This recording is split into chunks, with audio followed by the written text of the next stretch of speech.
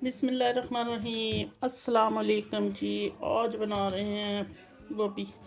देखें कितनी मज़े की गोभी है, ऐसे मक्खन की तरह, जैसे देसी वो भैंस का देसी मक्खन होता है ना, वैसे। इसके जी सारे टंठल उतारेंगे और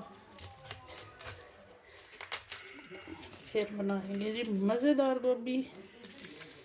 तो जिन्हें मेरे चैनल को सबसक्राइब नहीं किया, सबसक्राइब करो, लाइक करो, शेयर करो और प्यारा सा अच्छा सा कमेंट करो, ठीक है।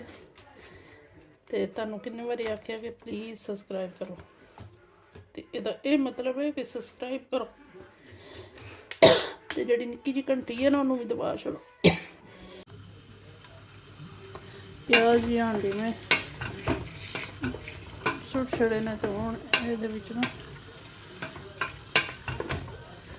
लसन भी प्याज भी, तो इन्हों अच्छी तरह भुनांगे। तो फिर पाने जी नमक मिर्चा, गोभी ते आलू कट के रख दिते हैं,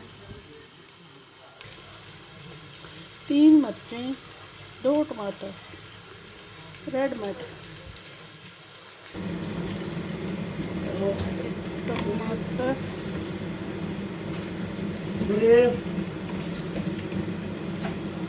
जी मैंने टमाटर काट लिए, मिर्ची टमाटर काट लिए,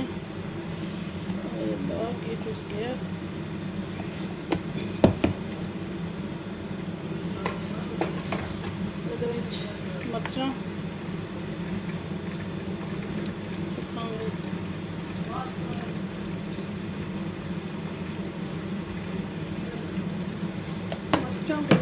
मज़े नहीं है।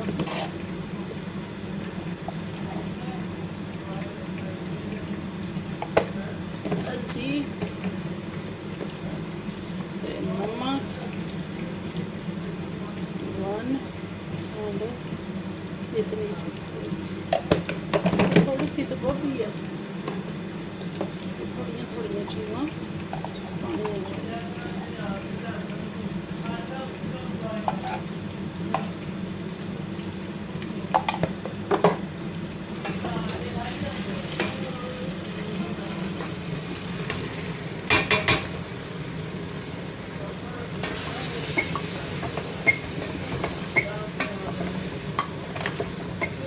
मसाले को चंगी तरह भुना दे। फिर ना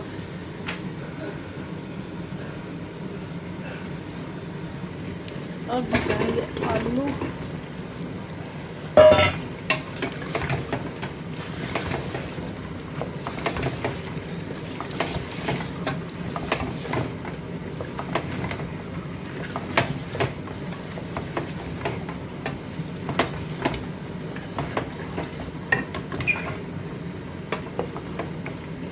आलू थोड़े बड़े बड़े कट्टे ने ना,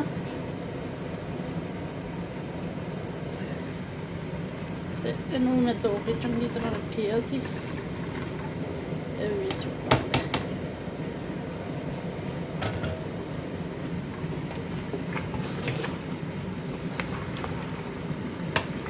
मिक्स करेंगे चंगी तरह, सारी मिक्स हो जाए। फिर इन्होंने हल्की आग ते ना पकाएंगे।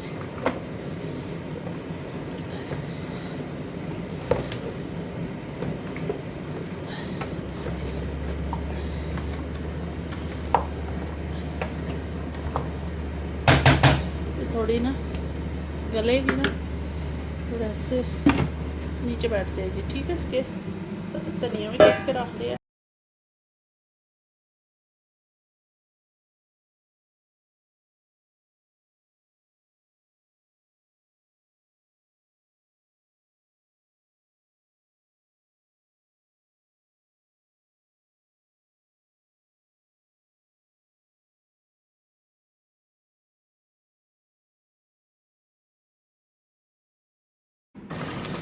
जी जी हांडी हमारी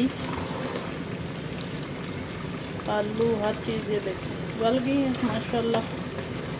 तो अब इसका पानी खुश्क करेंगे, तो तरी ऊपर आ जाए तो फिर जो है ना धनिया डाल के इसको उतार लेंगे। अब इसको ना 5 मिनट लगेंगे पानी खुश्क होने। तो पानी खुश्क होता है तो फिर सानू दिखाने फाइनल जी हमारी हांडी की